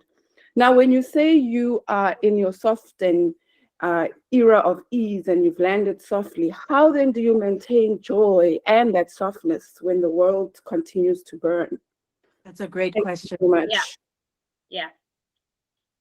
Um, the answer is quite simple. The world needs your joy. Mm, The world needs your joy to transform. So it's necessary for you, mm, even when the world is burning, not to feel guilty about being in a space of joy, because that's the space that you create best. Uh, and that's why I always say joy is our default. If we can all manage to get there and create from a place of joy, then we kind of contribute different energy into the world. But activism has taught us that you can't afford to be happy when other people are suffering. hey. You can help people who are suffering from a place of your joy. You don't have to be miserable to help people who are going through misery. Um, it's okay for us to be at different levels. It's okay for us to work at different levels. And when people, like right now, I'm operating from a place of ease and peace. But when someone is in the group and is operating from a place of fighting and battle, it's Mm, okay. They're operating from where they are at. It's mm, okay for them to express the rage and the anger and the pain. mm. Right? It's okay for that to happen. I can't say that I'm over it. I can't say I'm these, you know. And When some you must. I'm over it, so you must get over it Yeah, now too. yeah, yeah. I understand that each of us is stepping out into the world from our own wounds. Sure. And depending on how much you have worked on your wounds, that changes. But it also depends on, there are some people who still want to come back. This is my last life. I've been hanging out on this planet many times. Um, You're done. and, It's the last and gig. I'm done. And that's why it's important for me to do my work, if to clean up my own shit, so to Yeah. speak. It's Yeah. important. And now that I'm in my 60s, it's almost like everything is accelerated. Mm, It's almost as if you don't finish the syllabus, the curriculum, you're going to come back, right? Uh, but it's also a very beautiful place to be in, my label. But just step out from where you are at, and also be aware that you can basically be joyful and make a difference. You can be light and work with darkness. Thank you. That's what it is. Yeah. Thank you oh, so much. And what a beautiful. congratulations, Doc. Yeah. Thobela, le kae na? Re teng le kae? Bangene mo Africa. Nna ke tla ke tshwere ditebogo ke re leina la lena ke Mmatshilo, mošomo wa lena ke lwala. Ka nnete le re file dipheko tša go ikalafa re le maAforika. Mm, And one thing that I carry dear is the importance of sisterhood. And I would like you to touch on that sisterhood community and how it has it has carried you through. I remember this one time I tried to do a 9 to 5, and I was working as an administrator at a furniture shop, and there comes MTM. Are, Kiri, you look so familiar. Are, hey, do people still even recognize me? And I was like, yes, I Imagine. recognize you. And I hold that moment dear, that even in our not so happy moments, people will still recognize the work that we are doing. And thank you for continuing. But I would like you to touch on sisterhood and community, and not only being in the public eye in terms of community, but just to hibernate and recuperate, come back, ultimately come out Yeah, and then come back. Yeah. yeah, Ke a yeah, leboha. yeah. You know, sisterhood does not even describe what you're talking about. It doesn't deepen the understanding of what you're talking about. I would like us to think about an African phrase. You know, we may not necessarily think about it now. Let's say that if I give you an example, letsema labasadi. When you talk about letsema, what is embodied in the notion of letsema is work, right? But collective work, contributing to one another's success. We live in a society where collaboration is not necessarily highly prized as competition. Even in our schools, the way that kids are graded, they're graded to enforce individualism. There's not much in our institutions where we are taught about the value of collectivism. So, yes, sisterhood, but I want us to also think about deepening that concept. But also, who is your sister?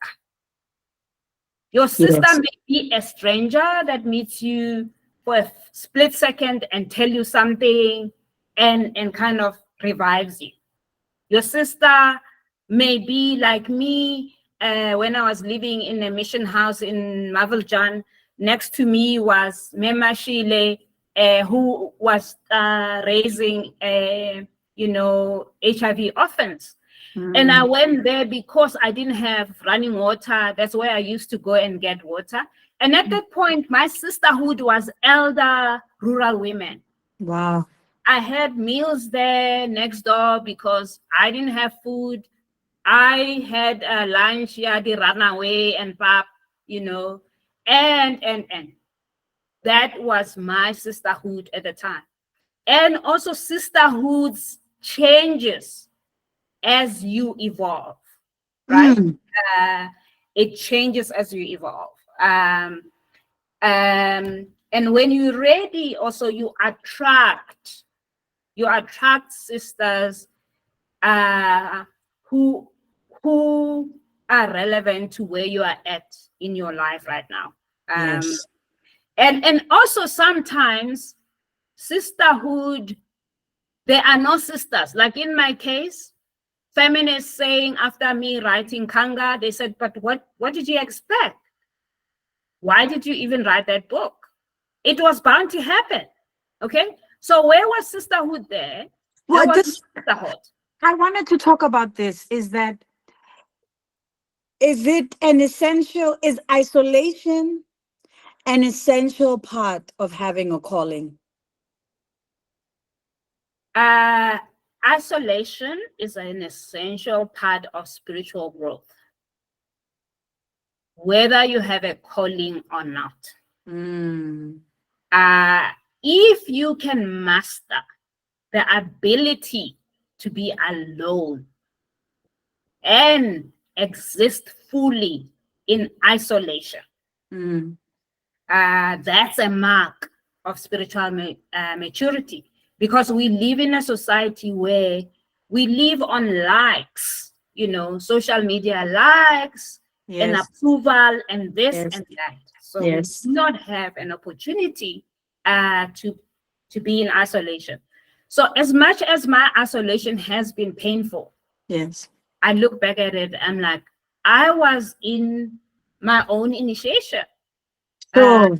I was talking with my daughter 2 days ago. I lived alone in a mountain for 2 years in the dark, you know?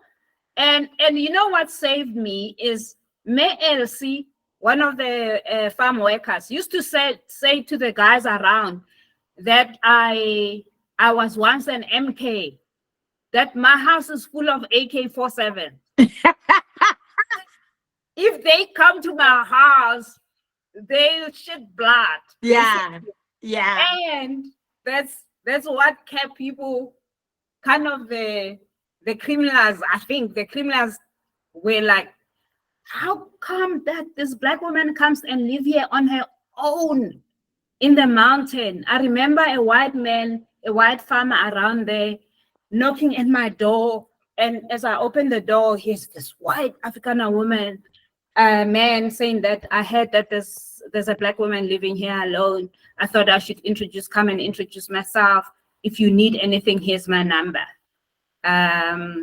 So there's that as well, you know, there's that as well, that I also connected in a different way to the Afrikaner community because I was in isolation and I was alone.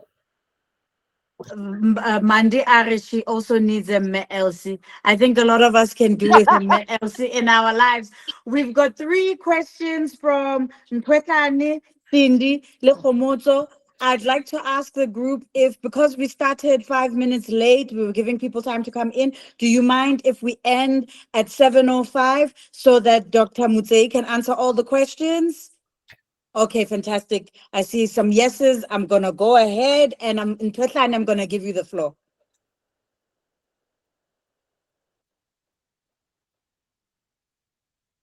Where's Ntesani? Where is she?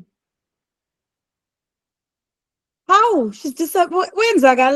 Okay, let's go to Khomuto. Khomuto and then Cindy. Kekeleto, I also acknowledge you. Khomuto, the floor is yours.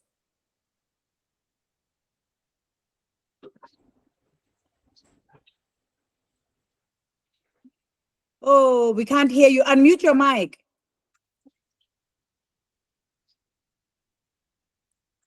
Oh, I'm sorry, Khomuto Askis. Okay, Khomuto, write your question in the chat and I'll ask it. In the meantime, let's go over to Cindy. Cindy, what is your question, please? You see, the mom Elsies of the net, they work for me. This is how it's done. This is, oh goodness, the happiness that I am right now, ne? First of all, greetings to Prof, because you know what? That's what it is. That is what it is. Yeah. I am so happy. I don't even have a question. I just have a comment. One of the first things that stuck with me that Dr. Motsei said was love and justice when we were talking about her work. And she made a reference to say it is expressed through love. Justice expressed through love. Can you imagine? Like, I sat and basked in that. And Konamanje just said a nice line to say the pyramids were built for me.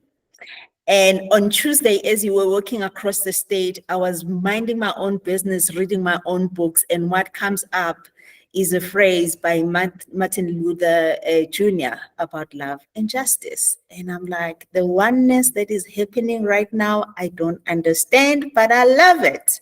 So I just love everything that is happening here, and congratulations doesn't even cover it. I am just so happy. I feel like I'm the one who actually has this qualification, the happiness that I am. And that's all that I just wanted to say. I am so happy. Congratulations. Thank you. Oh, what a beautiful And comment. you forgot to tell people that tomorrow there's another webinar where we're talking specifically. I know, right? I know, right? That's what I should have led with, right? I'm beside myself. Tomorrow, Dr. Motsei will be on our channel, Divine Conversations. And get this, we're talking indigenous birthing, but in the context of business, because there's so much pain in corporate. And what you were talking about the corporate womb, that is the platform that we've created in Divine Conversations, where we are What? saying it's Divine Conversations. I don't know how I can share it. Please share But it in the. Please, I'll would you put a share it in the chat? Share the Yes, I'll link. put a link on the chat. It is Thank tomorrow you. evening because it's Friday. So we're going to start a bit late at 5 and we're going to have a nice chill session and talk about the corporate womb, in indigenous birthing. Like, I mean, the alignment of it all. I'm just in awe. Like, ke fellwa ke mathe. So thank you very much. Share the link. Kekeletso, are you there? Are you still there, Kekeletso, with your question? Oh no, okay, I think we've lost Kekeletso, unfortunately. Let me get into the chat and read some of the comments before I give you an opportunity to close, Dr. Motsei. Okay, Mthwekan is back. Wait, Yeah. Okay. and we've got Puti as well. Okay, Mthwekan, please, the floor is yours.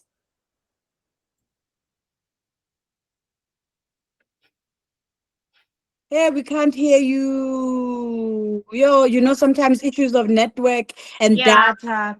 Shem, Interestingly, maybe you are on mute. Or what you can do is write the question in the chat. yes, please. If you're struggling to connect, please write your question in the chat. Thank you so much. Cindy has posted the link to the event tomorrow Hello. night at 5. Oh, there Oh, we that's go. good. Omoto. Okay, you're back. I fought the technology to allow me to speak. And Do you're the Amanis. first one who came. You have to fight. Uh, It's true. evening, but evening. Evening. I won't waste time, but I just wanted to say, now I can't call you doctor. I've always called you Mamzo. From the first time we met, I've called you Mamzo. So, Kere Mamzo, thank you very much for opening yourself to us and for sharing this knowledge. And Oslebo, you said earlier, Hori, this is her phoenix moment. Mm. So I think your soft life is also your phoenix moment. Nice. It's a I like it. rebirth of who you are. So thank you very much and continue being this awesome teacher that you are. Thank you. Thank you. Thank Thank you you so so much. much. Thank you. Puti, the floor is yours. Can you guys hear me? Yes, we can. Yes. Hi, everyone.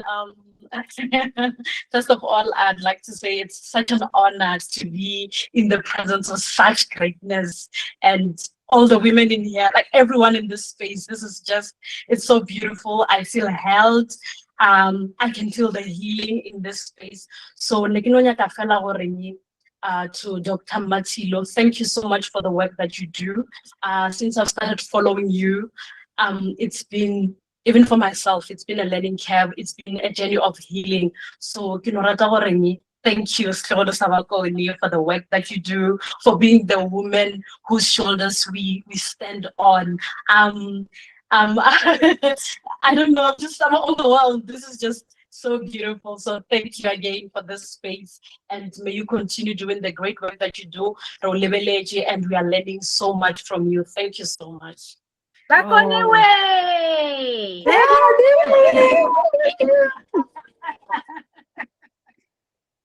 Dumelo, you are online. Do you have a comment? Do you have a question? You wanted to say something? Yes, just gratitude to Mmatshilo. So in 2014, 2015, when I had a big spiritual awakening moment and my gift as a healer was coming online, the person that I found was you.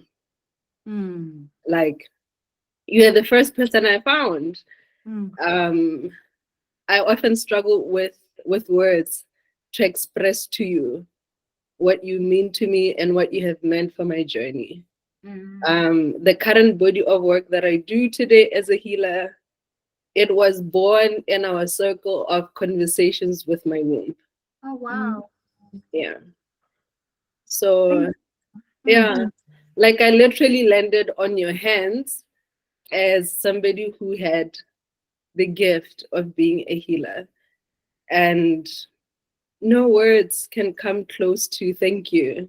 Like when you graduated, it was as though I'm the one graduating. Somebody was saying this year, I even wrote on Facebook, I'm like, what do you do when your day one mentor and teacher graduates with a PhD? Like, I didn't know what to do with myself. I'm here in Botswana. Who do I tell?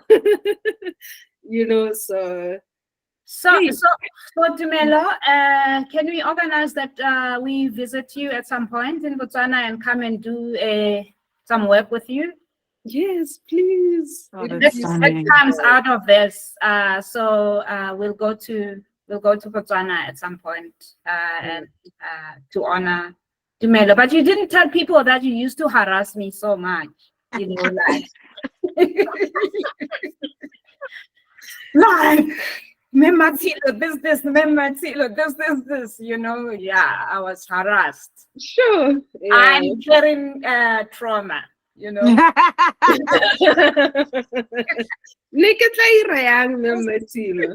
But Shem, o nkgodisitse, o nkalusitse in so many ways I wouldn't be here without you.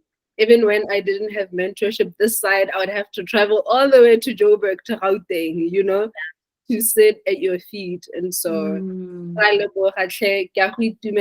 deeply celebrate this for you. I celebrate with you. And yeah, I'm never really leaving your side. I always follow you wherever you go, even though I'm no longer harassing you as before. So thank you so much. The thing about asking for someone to hold your hand is that you're also gifting that person. Oh, that's beautiful. Right? You are gifting that person. So in a way, when I hold someone's hand, Oh, I also grow because I recognize my responsibility as someone who's holding space for someone. And it teaches me to be vigilant and also be compassionate when I do that kind of work. So anybody who comes to me for advice, for whatever, I take that as a gift. That they come to me. I mean, the thing about teaching is that it's never one way, especially around issues of spirituality. There's a lot that you know that I don't know. So when we work together, it's more like a sharing, of knowledge and wisdom rather than me just, telling you this and that. From the chats already today, the earlier chats, the earlier comments show you that this is a room full of wise people. And each of us have a lot to teach. So thank you. Oh, before I give you an opportunity to close for us, thank you so much, Tumelo, for that. That was beautiful and heartfelt. I want to ask Tutu to give us our last question, comment, and then I'll hand over to you, Dr. Motsei, to close. Tutu! Dumelang. Le kae bathong? I did have a question, but I was too afraid. I was too shy. And now my question, and now so everybody. No, there was something that got stuck with me when you were talking about when Mmatshilo was talking about the fact that she went to see like a healer to deal with some trauma that happened in her childhood, basically the rape, and that she was advised she should come with that person, with the perpetrator, and that if you don't go through that I don't know, ritual of getting through the trauma, that Ntotsahaho will not be okay, or something like that, something to that effect. And my question was, is that something that we all need to do for our things to be okay in this life? It's a great question. I'm glad you asked it. Yeah. Yeah, no, to firstly, it's not something that we all have to do. Mm, All our paths are different. mm, We have different kinds of relationships with the spiritual world. mhm. Number one. Number two, you can also say no to your ancestors. I know Yo, I'll get into dankie. trouble. I'll get into trouble for saying that. I say no to them all the time. I mean, I'm constantly negotiating. Although sometimes they that Mm, I'll forget about the negotiations, right? mm, But essentially they know they chose me. That's about and Yes. mm, right, mm, and mm. and therefore I'm the right candidate. Yes. Right, And also that my aunt existed in a different era, right? right. And I exist in a different era. For Mm-hmm, instance, I have misgivings about organized religion, mm-hmm. and she was leading a church. Right. So Wow. it's okay for us to have different views, Okay. Yes. because we Yes. form our kind of subjective relationships with our spiritual world. We Right. should also be careful not to package our ancestors as "Badimo ba tlo o shapa this and this and that." Mm, It's almost like the same as this God who is somewhere in heaven, who is always carrying a whip, right. Yes. who's misbehaving. Mm, And as soon as you misbehave, you get it. mm-hmm. Now, my relationship with my ancestors is a relationship of love. Right. Mm. That's my relationship. Even when I say no to them, I say no to them from a place of love, Mm. right? Right. So it's up to us to craft a relationship that feeds us, Mm-hmm, that feeds you as an Mhm. individual. And obviously, as you grow as a spiritual being, that relationship also changes. right. It doesn't stay the same. Right. So I'm wary of the notion of, if you don't do this, you're going to get into trouble. Uh-huh. They Mm, always mm, all the time. mm, mm. Because re So godile jwalo, re Yeah. godile with that fear gore, yeah, when you said no. So that's why it was how this had my handle.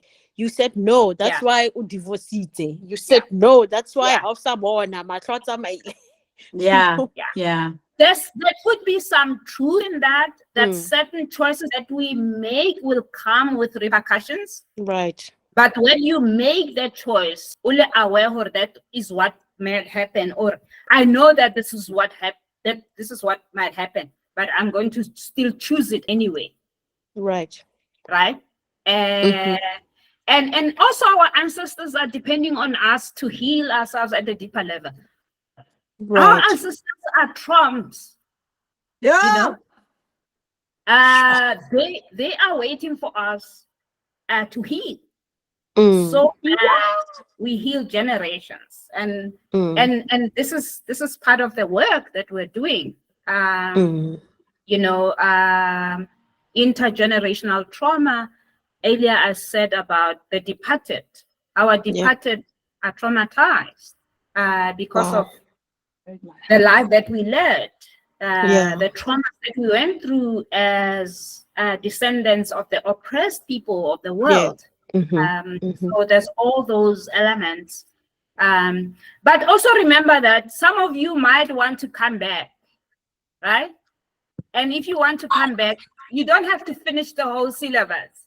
If you want to come back, you can deal with what you can deal with now and say, okay, this I'll see it when I come back. Yeah. Wow. Yeah. Thank And you Ricky, so Ricky much. says there's also readiness. I like that, Mhm. Ricky. You are ready to do what you can absorb now. Right. Woo. It's okay. My God, so many t-shirts here, so many As mugs, so you many t-shirts. heal, as you heal, as you grow, as you Yes. become more enlightened, you absorb. You Wow. absorb more. All right? Deborah is Wow. coming back as a As a singer. singer. I hope it's not wood and mic stuff, right? Astabimba. Please No. allow me to say, ke le leboga go menagane from the bottom of my heart. Thank you for doing this for free, mahala. You are Tiaglava. too generous. You are too generous. Thank you so much. Right. Okay. I mean, the thing about it is that you if you want to receive, you must first give, right? Yes. Right. Oof. Right. So this is a cycle. It's not mahala. The cycle will Uh-huh. emerge as time goes on. But Yeah. you must give so that you can receive. Yeah. Mm. I'm just saying this to say next time I will pay. Okay. I will Sure. pay for this. Honestly, Yeah. this is Are worth you so uh much therapy. I will pay, you know? is the house interested in regular forums like this? Would you Yo, be not count interested? me in. Count me in. You Okay. can have my money. Instead of giving my money to some white woman over here who doesn't have no clue what I'm talking about, I would rather give my money to Dr. Mmatshilo, you know? Seriously. Yes. Thank you Yeah, so I Yes. mean, much. also what we can do after this is when we send you emailers, we'll find out how many of you wants to be part of a coaching session, which Yes. Right. can be paid for. We can do Yeah. Yes. one a month. Mm-hmm. Yes. Mm-hmm. We can Because do one a month. the Beautiful. topics that were raised here, each of them could form a part. I mean, we could have a whole 2 hour conversation on Intwaso. Exactly. We Right. could have a whole Exactly. 2 hour conversation on birthing. We could have a whole 2 hour conversation on healing the womb, the corporate womb. I mean, Mm, any mm, one of these issues that have come up. yeah. Yeah. Right. So Wow. what Tumelo, what we might want to find out as we send out the email is people can also, based on what you have experienced during this webinar, is you can help us identify topics that you want to address. Okay, Mandi, Mandy? Mandi, kupo mute mic ya Yeah, how to. yeah, Sorry, she excuse. has. Yeah. So I'm Okay, just thank you. saying what we can do is also rely on you to identify topics that emanates from this webinar, so that Right. it's not just a once off. Yeah. We unpack things, Mhm. say until the end of this year. Um, and part of it could be at the end of the year we can even plan a get together, physical Yeah, space. that would be amazing. We was just posting that, Hore. It would be so amazing to see Yeah, these people in the same physical space. I would love that. yeah. I mean, I'm turning 65 at the end of this year, guys. So we could work on something around that birthday. That is incredible. Yeah. Wow. Thank you. What a Thank light you. and Bye an bye. inspiration you are. Thank you, Tutu. Thank you, Tutu. I want to give you a chance to close, Dr. Motsei.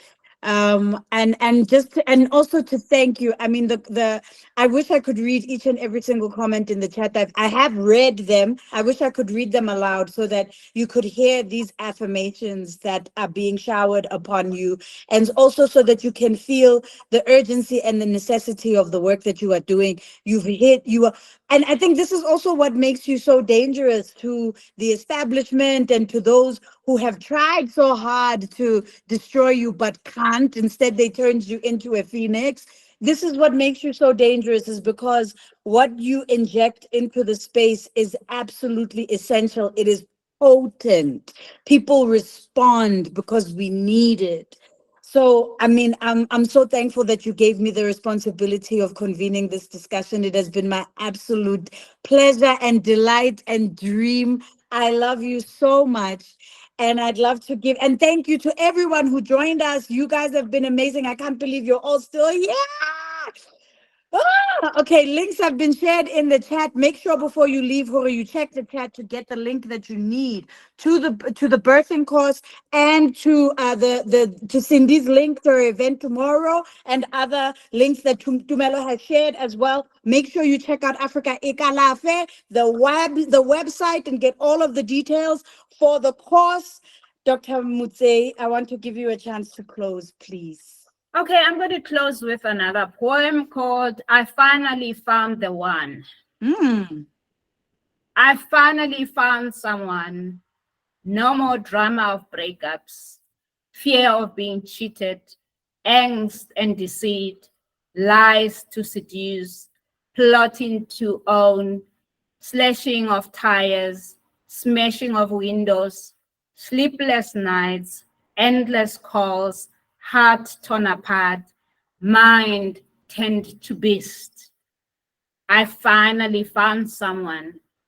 No more kicking and screaming, yearning or yelling, slave for affection, sucker for approval, begging to be loved. I finally found the one. No room for pain, no price to pay. My love for me is free. Woo! Amen. I want to thank each and every one of you for being here, for honoring this. And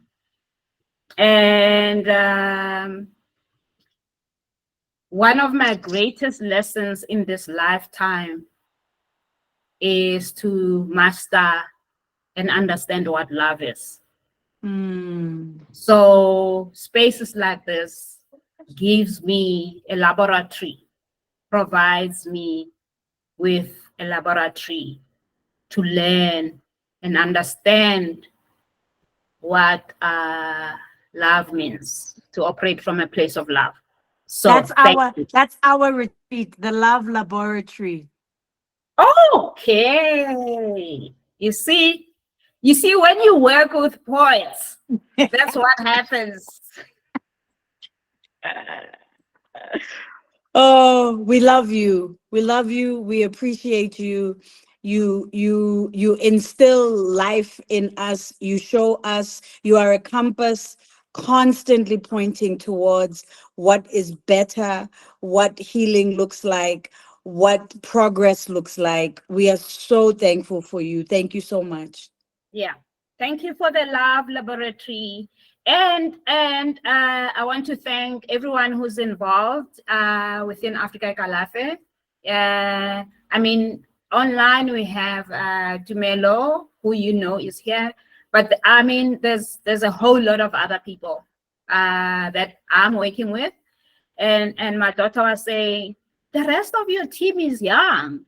And I thought, yeah, it's a great thing because, I mean, some of my views of the world may be archaic.